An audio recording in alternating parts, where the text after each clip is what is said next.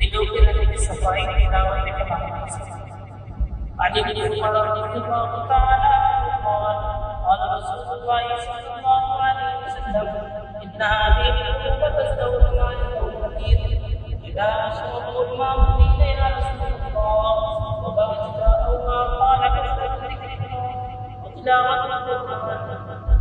عبد الله بن عمر رضی اللہ عنہ نے سورۃ البقرہ صلی اللہ علیہ وسلم کہ دلوں کو بھی عزت لگ جاتا ہے جیسا کہ لوہے کے پانی ڈالنے سے عزت لگتا ہے. پوچھا گیا کہ ان کی صفائی کی کیا سبب ہے؟ آپ صلی اللہ علیہ وسلم نے فرمایا کہ وہ اکثر یاد رکھنا اور قرآن پاک کی تلاوت کرنا موت کو اکثر یاد رکھنا اور صحیح